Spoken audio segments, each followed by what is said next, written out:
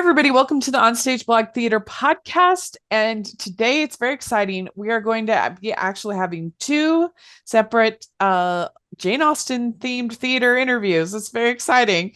And first up, we have playwright Melissa Leone Larson with us. And I wanted to have Melissa on because you not only have adapted Austen once, you've adapted her twice, right? Yes, so far. That's very exciting. And so this is going to be a lot of fun. This is fun for me because I don't know if you knew, but you were actually my first interview, like ever. Oh, wow. That I Oh, ever gosh. did way back in 2016. And the interview was rough, like bless your heart for doing it because it was long and rambling and I didn't know what I was doing, but you were so nice to do I that. hadn't And done a lot of them, so yeah, it was exciting. I remember not feeling very well, and I felt bad for you for that reason. yeah. But it's kind of I feel like we're going full circle here. I 10 wasn't years. even I Yeah. wasn't even a theater critic then, and now we're come Weren't all you? this Oh, way. gosh. No, I didn't really start I didn't start actually writing down my theater reviews until the pandemic, until after because I was trying to promote local Oh, theater as gotcha. much as I can. Gotcha. And then I Okay. started writing for UTBA, and then it just all kind of evolved. So Great. pretty, Awesome. pretty, pretty That's really, fun. Pretty that's fun. wild. Yeah, Yeah. it's what a weird, fun full circle moment for us. Yeah, Huh. yeah. So let's dive in to why don't you introduce yourself to the audience? Tell us a little bit about what's your education background as far as becoming a playwright and everything. Sure. Hi, everybody. My name is Melissa Leilani Larson. People call me Mel, don't call me Missy. I am a mixed race Filipino playwright. My pronouns are she, her. And I studied English in my undergraduate. I planned to write novels. I thought from a very young age, I think like second or third grade, I loved to read. My parents instilled in me a love of reading before I even started school. And I would like devour books. And so I decided, I think second or third grade, that I was going to write stories. I was going to write books. That's what I wanted to do with my life. And that was like the path I was on, like through high school. I submitted and edited the for the high school literary magazine, and I was constantly writing things and I was writing short stories and I wrote a novel. Oh boy, goodness. I think when I was 13 or 14. And that was just what I wanted to do. And I went into undergrad with that intention. Uh, But I loved going to the theater and I loved going to movies. And I thought it'd be cool to write movies, but I had no idea how to go about doing that. yeah. And when I was in undergrad, I did my undergrad at BYU, and the there was a contest. I told the story before. Oh well. But there was a contest. I saw a flyer on the wall on the way to one of my classes um, in the humanities building, and it was advertising a playwriting contest for women, and it offered two prizes. It offered a $500 cash prize, and it offered a staged reading. And at that time, I had no idea what a staged reading was, but I knew what $500 was. Yeah, So absolutely. I so I said I can write a play, and I went home and I wrote a play, and it took me about 2 weeks. And I Oh did my not win that gosh. contest, but it like started this little like thing in my head going, I didn't understand. I was like, why? What was wrong with it? I thought I it was dramatic. Like I thought I had checked all the boxes, and I thought here's the Uh-huh. super interesting history that I thought this will make a great play. And all of these things, I thought I did it all right, and I didn't for a second think that there were a lot of playwrights in the world. There are a lot of playwrights in the world. A lot of playwrights in the world. And Yeah. and I didn't you have to adjust your brain to writing drama, to writing dialogue, and Uh-huh. to doing exposition in a different way on stage versus how you would do it in prose in a novel. And so that kind of started me on that track. In my senior Hmm. year of my undergrad, I took a playwriting class. I like would sign up for playwriting 101 and then I would drop out. I would like chicken out right before the semester started and I would drop. My senior year, I did actually take the class. It was a difficult class for me because the teacher, Elizabeth Hanson, She is still a dear friend of mine, and she was one of the first teachers I'd had in a long time who basically didn't brook foolishness. She was just like, "Okay, I think you're talented. You're trying to skirt by on nothing, so go try again." And somewhere over the course of her class, I became a playwright.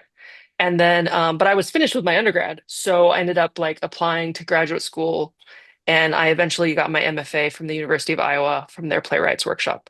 And I've Wow. been writing plays ever since, and I have made a couple of films, which is how we met the first time. Yeah. Smaller, so far the two films that are features that I've made are smaller faith-based films. But I'm trying to get some other things to Yeah. happen. And yeah, there's been a whole bunch of plays. Two Austens so far, working on another, working on a Gaskell. Oh. I would like to do a Dickens. I have a lot of things I would like to do. Mm. I'd like to do some George Eliot. Yeah. Middlemarch would be fantastic. Yeah, so I have So I what was guess your you could say first play that you ever had produced? the first play I ever had produced was actually that first play that I wrote for that contest, and I Oh, rewrote it, really? and I actually entered that contest 2 years later and won it. Oh. Um, it's called Lady in Waiting, and it's the Anne Boleyn story, Anne Boleyn and Henry VIII, but it's from the perspective of a childhood friend of Anne's, Margaret Wyatt.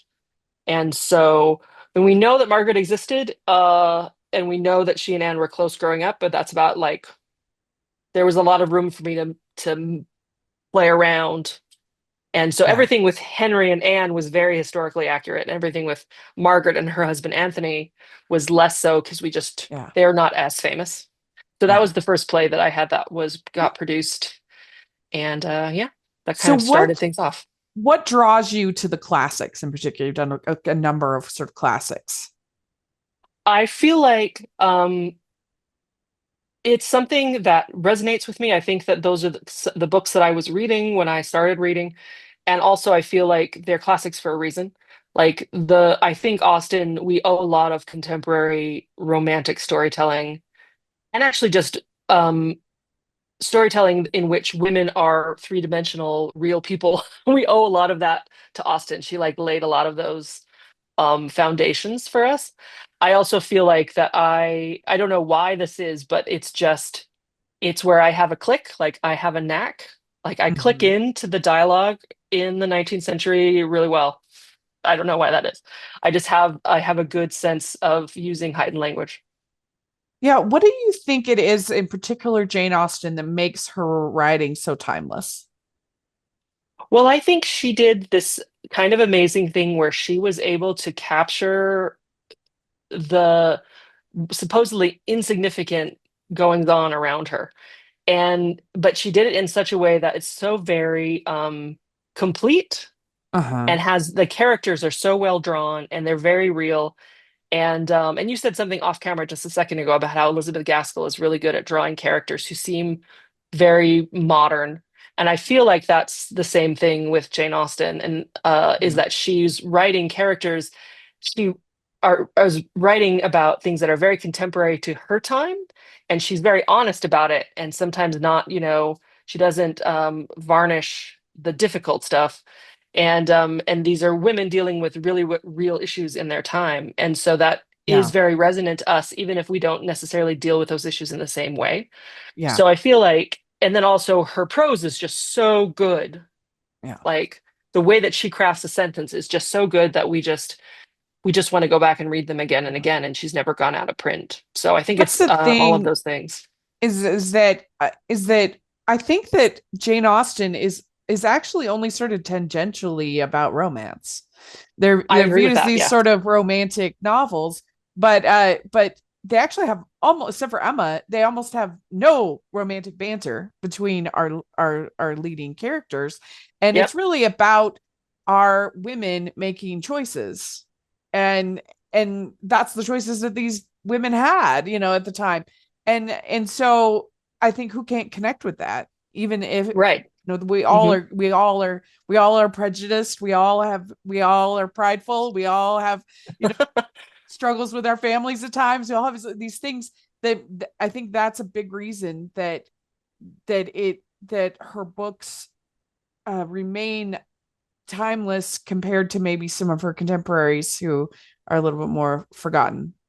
Yeah. Yeah, I think that is very true. I totally agree with that because I feel like Yeah. she's presenting these women who are around her and in some cases probably facets of herself. And she's doing it with an honesty and that's like these are problems and these are the problems that we Yeah. have.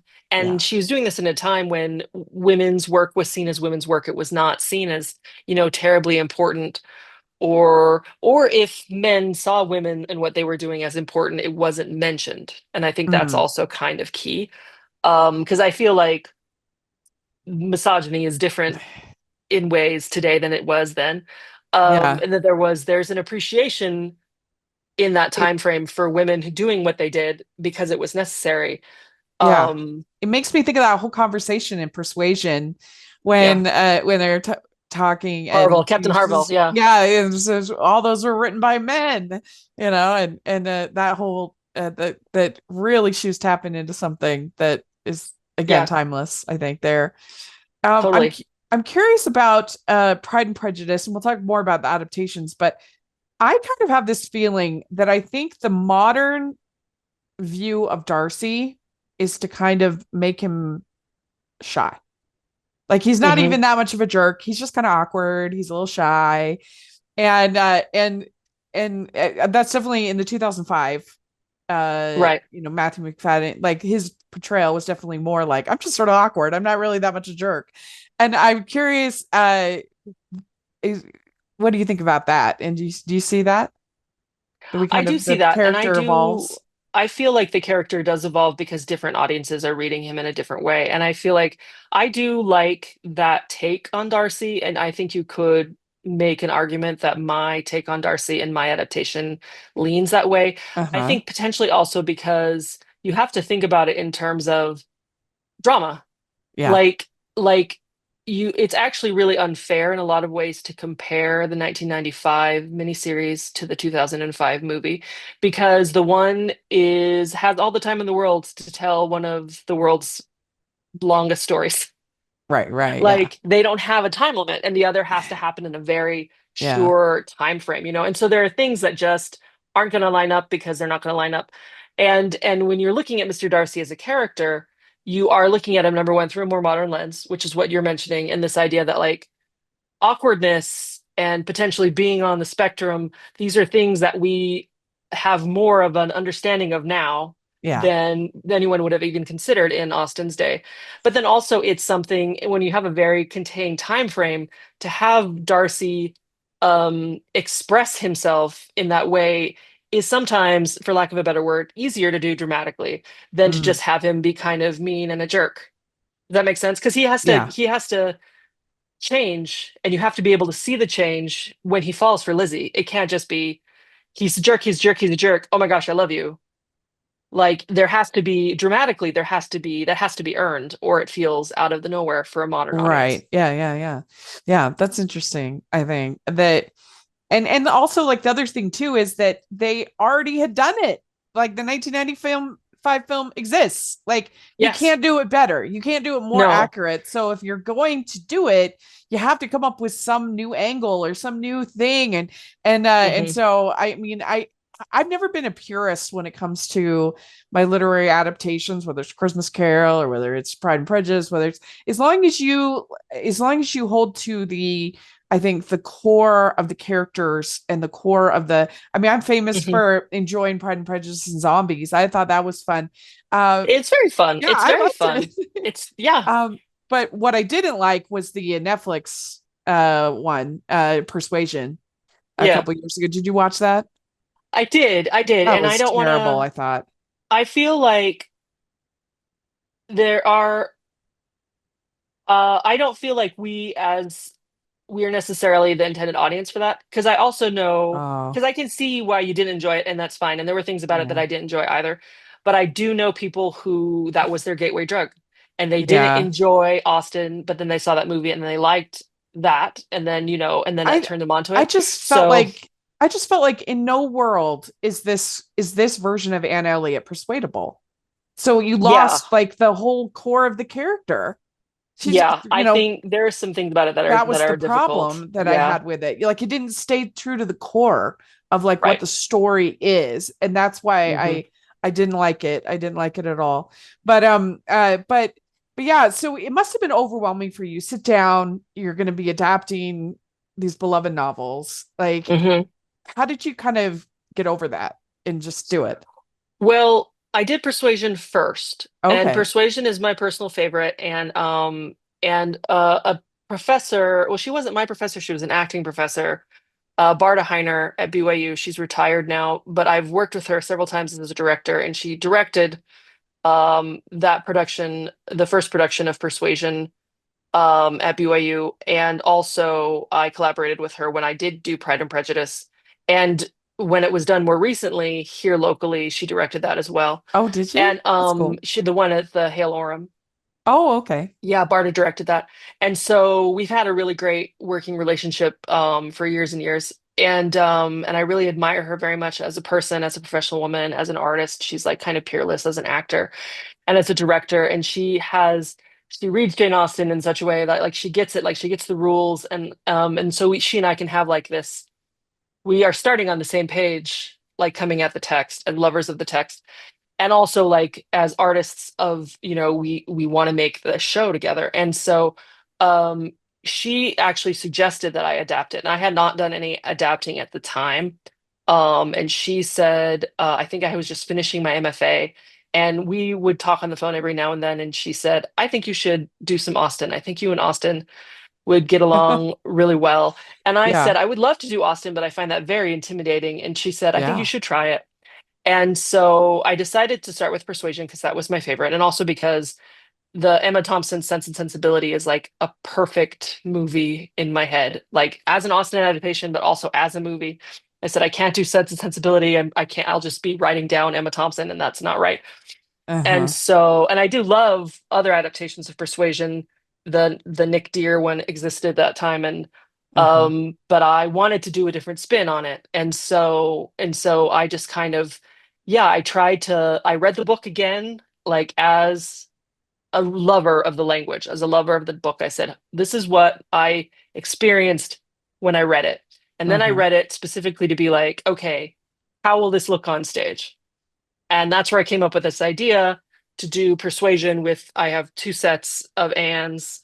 No, that's bad math. I have two Annes and I have two Wentworths. I Yeah. have Young and old. the younger, yeah, yeah, the Yeah. younger and the older. So, and younger and the older, 28-year-old Anne and, But 21-year-old Anne. that was Um, so smart because the problem with Persuasion is that yeah. they're not together that much. No, and it's very internal. Like Anne is a very Yeah. internal character. She doesn't confide in anybody. I mean, she confides in Lady Russell, but then she finds out that's like she can't confide in Lady Russell anymore because she realizes that Lady Russell actually persuaded her in the wrong direction. Hmm. So, yeah, how do you express that? And so I came up with this device, and so I have Anne and Fred when they were younger, and Anne and Fred at the contemporary time, Yeah. and then we have scenes where those characters interact with each other, where those scenes kind of like overlap. Yeah. And what I love about that is that can happen in the theater, and that can't really happen Yeah. anywhere In else. film. Yeah. And That was very smart. I just saw a different version of it where they didn't do that. And it is a problem because Wentworth and Anne just aren't together very much in the right, story. yeah, And so, I mean, you have to kind of bring your own knowledge of the book and just sort of to kind of get you through some of those segments. And but yeah, it does make their love affair a little bit harder. I think I don't know what the theatrical word is for cinematic, but like you know what I mean? I'm saying like it's yeah. not an inherently. I think that's why most of the movies haven't been that great, but like it's just not the most cinematic of stories, even No, though it's it's a very really good simple. one. Yeah, It's very internal. I mean, at least with a camera, you can do a lot of furtive glances, and you can have yeah, close-ups, and you can have, which is something they do really well in the 1995, the Amanda Root and Kieran Hines. mm-hmm. But on stage, you don't have that luxury. And so it's like, Yeah, how do you tell the story? And, I've been trying to figure out like, you had said something a little earlier. This is kind of the point, is like, yeah, how do you tell a classic story why are you telling the story again when it's been told so many times before? Like, can you tell a Pride and Prejudice that can live in the same world? Can you do an adaptation that can live in the same world with Jennifer Ehle and Colin Firth? Hmm. And you kind of just have to try and see. And you find it's in the trying that you find out. Like, I didn't sit down and go, I'm going to write Persuasion and this is how I'm going to do it. It was Yeah. in the writing that I found that device. And then Yeah. it's because I wrote Persuasion and it did very well that I was commissioned to write Pride and Prejudice. Otherwise, I think I would have been too terrified. There are too many fans of Pride and Prejudice. I would have been too terrified on my own to write it. Yeah. Um, but then Did that now is one of my most successful pieces. So I'm glad I yeah. did. I loved it. I've seen it a number of times now and absolutely love it. And I think that the way you're able to work in like you work in some letter writing and some commentary. You work in some of the commentary through that, which I Yeah. think is very effective and it kind of keeps things going. I think I'm old school in terms of I love letters, I love mail, I love pens, I love writing by hand, I love Yeah. stamps, I love stickers and stamps and journal writing, and I do a lot of my writing by hand. I Uh-huh. collect pens and I write by hand, and I it's something I've just always loved, like all of my life, and maybe it's because I grew up uh in the 80s. I'm gonna date myself now, but like I was born in the 70s, I grew up in the 80s and the 90s, and so it was before, like when I was a kid, it was before email and we had computers, but computers were awesome, but they're very different than what we have now. And so when I was about I was about to turn 13 is when my family moved to Utah. We lived in Hawaii where I was born and we moved here. And so it's a big shift. It's a big change in a kid's life. And all of my friends were there. And so there was I had a lot of pen pals for a while and was doing a lot of letter writing. And so that's like part of who I am. And so that's one of those things that I didn't expect to resonate with these 19th century novels, but that's like how these people communicated. And I it's really sad to me. It breaks my heart that we don't write letters anymore. Like you can write a beautiful email Yeah. and you can craft it and you can spend days writing it and you can revise it before you actually send it.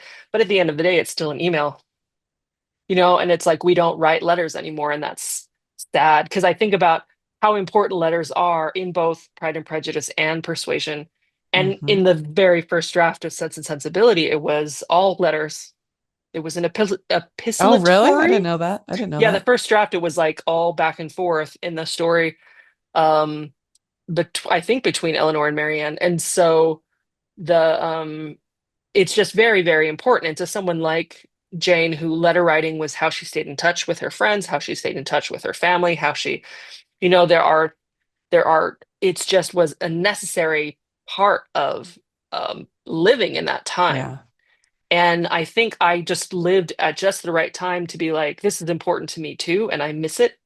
That I kind of like glommed onto those moments in those books, and I love to have Hmm. those, and I love to do those on stage because um, I feel like letter writing is something that lends itself to the theater really, really well.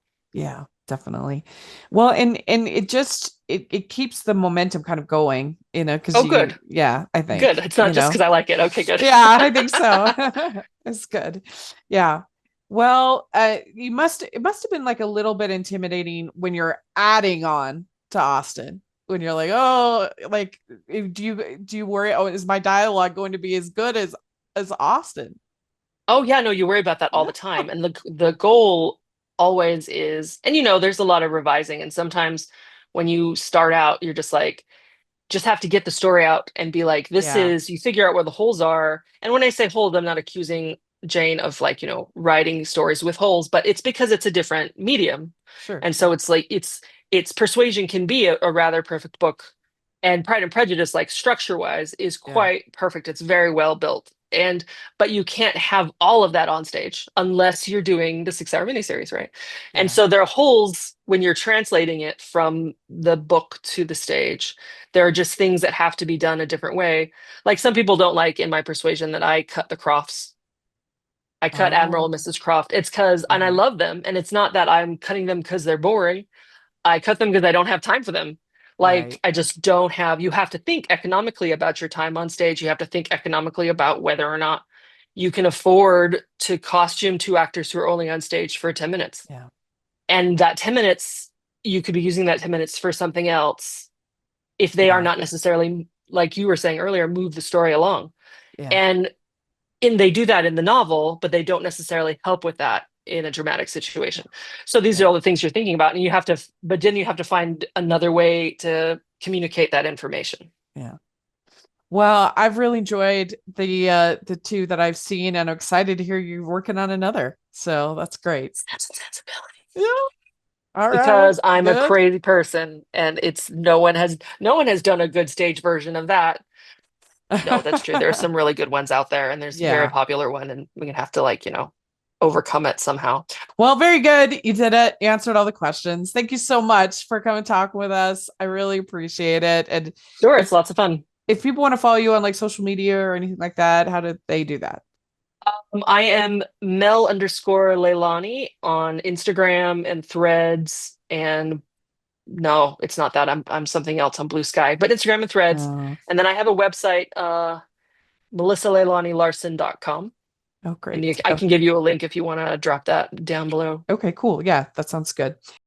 So we're really excited for the second part of this Jane Austen themed episode of OnStage Blog Theater podcast. We have with us the director and adapter of a recent production of Emma that I saw and really loved. We have Lara Bedore Lerwill here. And Lara, thank you so much for coming and talk with us. Absolutely my delight. Thank you, Rachel. Yeah. So this is my first time getting to know you. So why don't you introduce yourself? Tell us a little bit of how you got started directing and writing. It's kind of probably a childhood-based question, truth Uh-huh. be told. I was raised very well on great old movies and musicals. So it just seemed to be something that I've always done, always loved. My mother is a romance novelist. My father was a science teacher. I got a little bit of both, but I've always done theater. Um, One of the other things that I've done that I think had a real factor in my appreciation for musicals as a whole is I had a radio show called Show Tune Saturday Night for, Oh. gosh, it was 6 years. It was part of iHeartMedia here in Salt Lake. And so I got 6 hours of musical theater every Saturday for 6 years, and I already loved musicals, but it's and theater and plays. So that just one more reason for me to love theater and to write. So I've written musicals. This is my first stage adaptation that was not a musical, and I love writing. So Huh? it just seemed like the opportunity to do it was timely, and I was Had lucky you enough. always directed as well? Mhm. Okay. Yeah, I've directed. Yeah. Gosh, I've taught at a private school for theater. I've directed for arts councils, community theaters, amateur productions. I've done that since. Oh man, the math is too terrible to even admit, but for years. I mean, I've been doing Yeah. this for a long time and love it. Yeah. So would you describe yourself as a Jane Austen super fan? Oh, I think it has to be so. I mean, honestly, if I'm fussy enough to know and to pay attention to how people curtsy in movies, I'm like, oh wow, oh, look how they did Yeah. that. Or I've of course read the novels, and when we had the Regency Romance Ball here in Oh, Utah. uh-huh. And so Yeah. when I digress, but I had a costume shop for 10 years.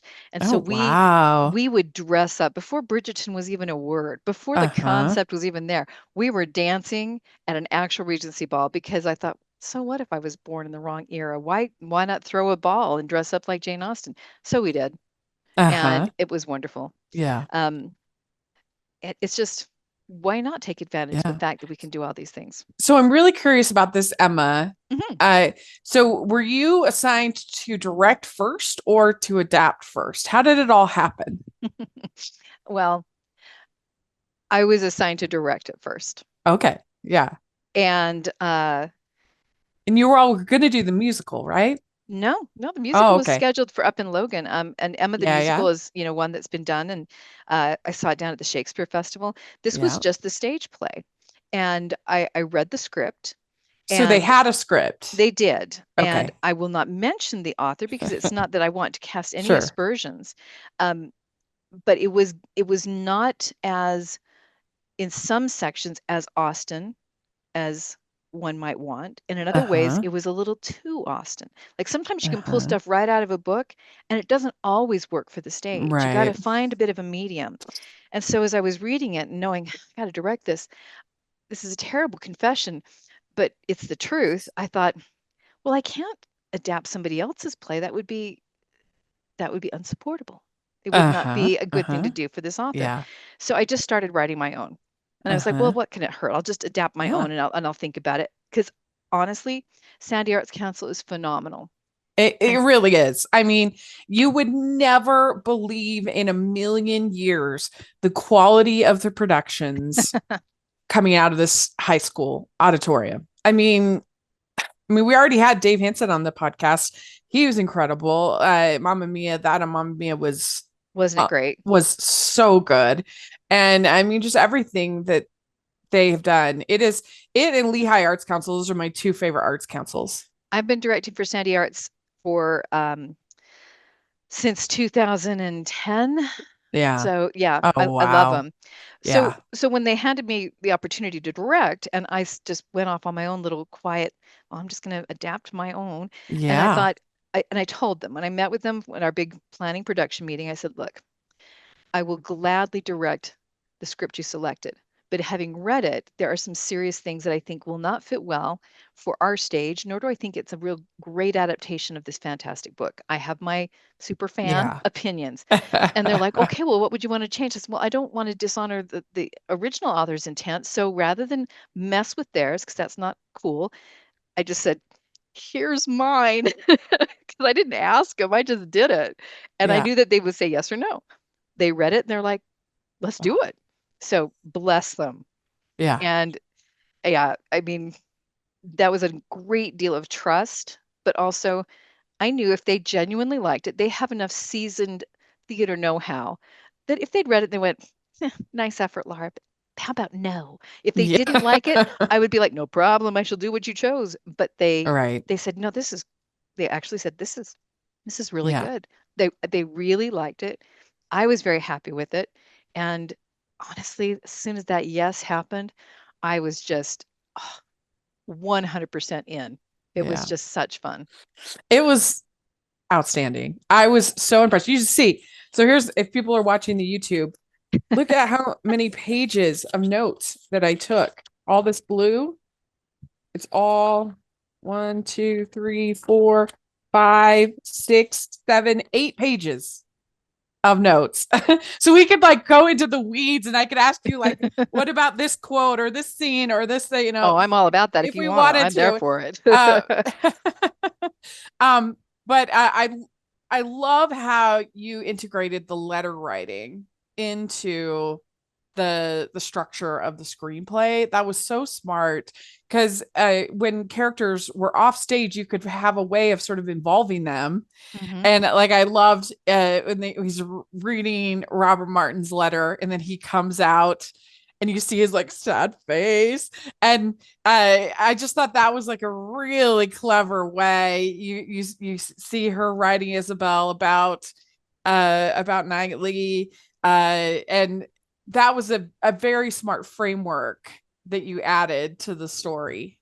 Thank you. I think it was my most favorite device, and how to devise it was because letter writing was how these great communications Yeah, happened. And what was known had to wait for this letter to get to somebody. But then you always had this letter, these beautiful words, and it's throughout the novel. And she does talk to her sister Isabella yeah, and writes her, and we don't have those letters, and yeah. we don't have the proposal that Robert Martin gave to Harriet. And to me, I was like, but we want to know this. We Yeah. want their voice. And it seemed a great way to know Emma more. And Emily McKay was just a beautiful, Oh, beautiful Emma. Just so good. she was so heartfelt, and she had so much emotion and so much transition in her character. She really played that Yeah. arc beautifully.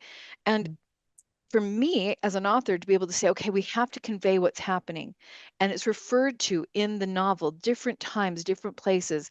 There was Mhm. all of those things were supported by what actually happened in the book, but we might not have ever had the letter, and we didn't. So I had Yeah. to have something that ideally Yeah. sounded like Jane Austen, Yeah. but would be the voice of the character too. Well, and then you get like Frank Churchill's letter, you get like all these different letters, which I just think helped so much with the structure.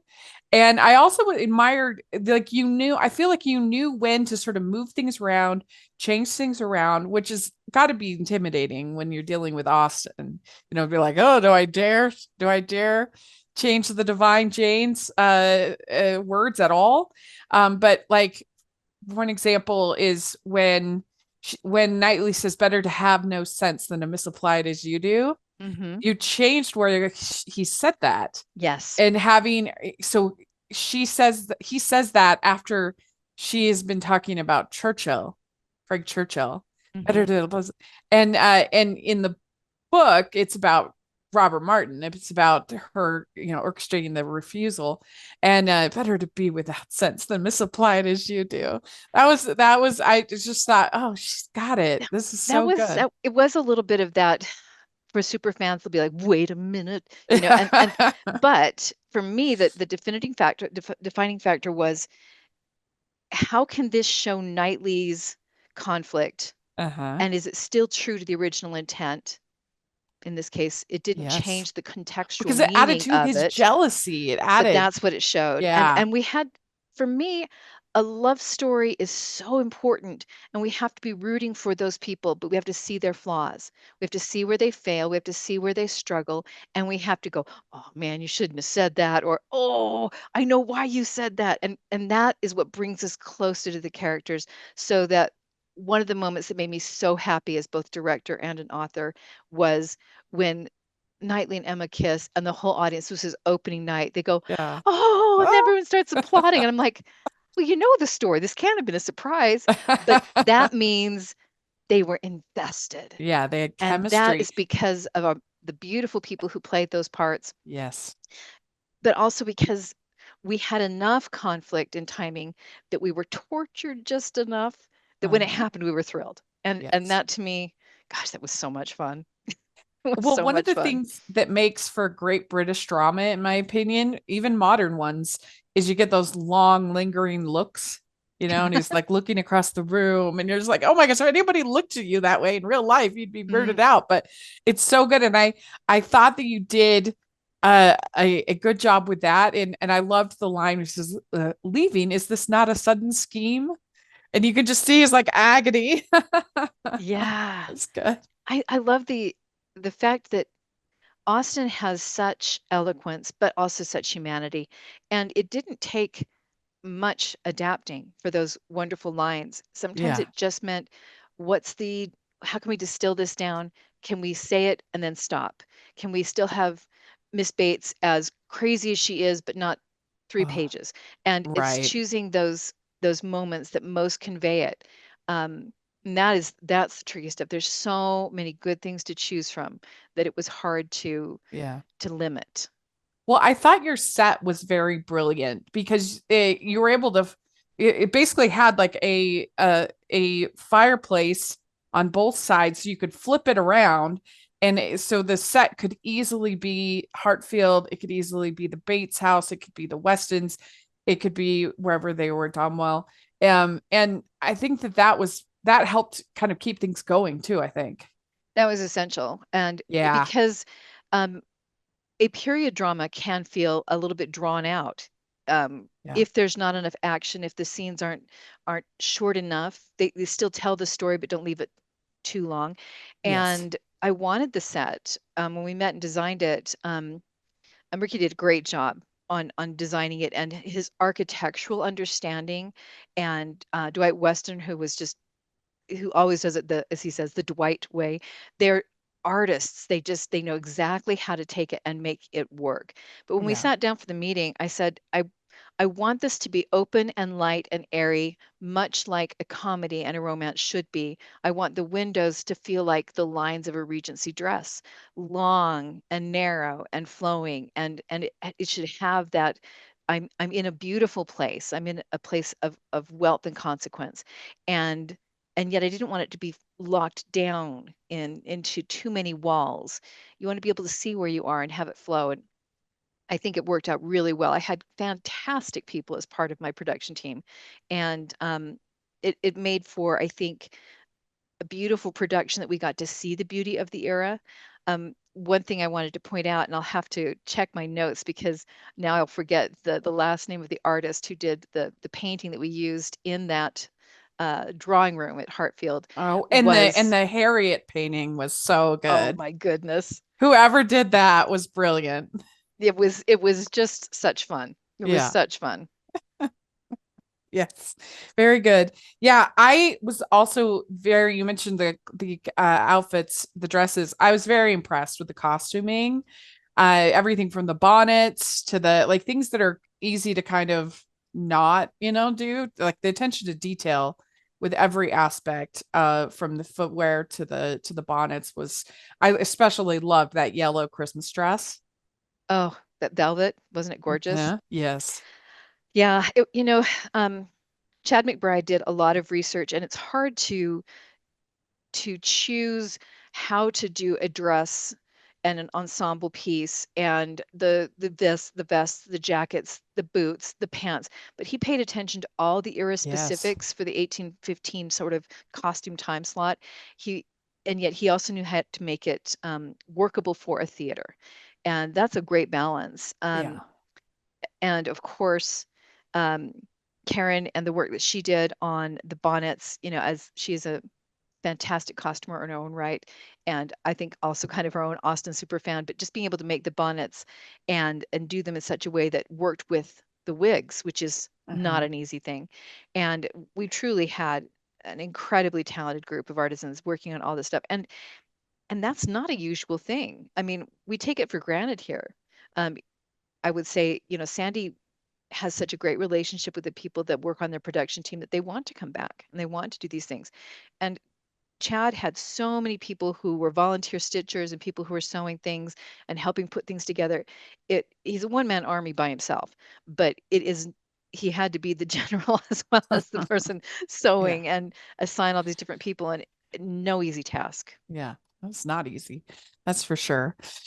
So I one thing that impressed me is that the actors were always acting even when they weren't even when they didn't have lines. So you'd be watching and you could see like Frank Churchill's response, what he was doing, what Jane is doing, what Knightley is doing, and his like getting more jealous and more jealous. And I think you don't expect that kind of performance and that kind of direction from a community theater production. Thank you for noticing that. That Oh that yeah. means a lot to me. In our rehearsals, it was kind of funny because there was the dance choreography, but then there was also the party choreography. Yes. And oh, my cast members, at times I'd be like, okay, wait. That was a moment you just stepped on. It was not a line, but if you don't show me what happens when you see Emma sitting with Frank, if you don't stop and give me a reaction and make it something that if we catch it, we go, oh my goodness, that mattered. If we don't see that Emma is now flanked by these two men who are just staring daggers at each other, and yes, they may bow to each other, but you can tell it's one of those, yeah, don't like you at all, man. And we have to see these things happen. And I wanted it to feel like you were watching a dance even when it wasn't a dance, because it is about manners. And Mark, who played Mr. Weston, as a former military man, Mr. Weston was both gallant and very aware. And he had his formalities, but he was also just this really kind and genial person. And he would take Mrs. Bates and make sure she sat down. That's not stuff I directed. It was things that, because as a cast, they became their own little village community. Once we set it in motion and they knew this had to happen, and we pointed up the important parts of the dialogue and also the silences, as to what happened, the reactions, they just took it from there. It was such a unified cast, and they were so good to each other that the feeling of watching a party happened not only because I said, hey guys, the actions and the reactions are just as important as the lines, but because they then just internalized it. It was one of the most enjoyable shows I've ever directed. And that goes because of the actors. And that's full credit to them. Yeah, they were outstanding. I just really loved it. And this is the shame about theater is that you're part of this special live experience, but like that it's gone. And there's so many times when I'm like, I kind of wish this was like a permanent residency and I could just keep going and tell more people about it. Because it was just it's really it was just a really great production. My friend came with me and she absolutely loved it too. So I hope that that maybe maybe you might get to see other companies do this Oh, I would this very much love adaptation. that. It wasn't written just for Sandy's stage. It Yeah. was written, I think it helps being a director to write something when I could see it play in my head, and I wrote it with an idea of can't go too long here, has to be an easy scene change here. It was easier for me to write in that sense, kind Yeah. of write while I'm directing on paper. Mhm. But also the soundtrack that was put together. I had a few songs that I knew that I wanted specifically, Yeah. but our sound designer, Matthew, did a great job, Yeah. and he made sure that he was pulling from the era specifically and also looking for unknown or lesser known female composers of that time frame. Oh, And so anyone who does want to do the production, we have, and I've worked it out with him that we can say here's the music. So it's not oh, just now you've got to design the whole sound of the show, because part of it for me was how it flowed and yeah. the songs matched the emotions. There was underscoring when it needed it. There was scene change that felt like it continued the flow and the story. It was a really important part for me to have the music, even though this is not a musical, but that the music didn't take you out of the mood or the era. And Yeah. I really feel like that happened. So anyone who does want to decide to say, well, gosh, we want to do this, it'd be great for high school. Yes. It'd be great for community theater, it'd be great for college. I think, it runs 2 hours, which is just a really great time to enjoy it and not feel too long a stay in the land of Jane Austen. So yeah, I was really happy with how Yeah. it came about, and I would very much like to see it done again. Yeah, absolutely. Well, hopefully we can put maybe some of your information in the description. People can contact you because I would love and let me know because I'll try to get there. Deal. I would love to have you there. Thank you for your kind words and for being such an observing reviewer. To notice those things means a lot. Oh, well, absolutely. I can help it. Very good. You did it. You answered all the Woohoo! questions. I win. Well, if people want to follow you on like social media or anything like that, do you have anything? Right now I'm just Lara Bedore on Facebook.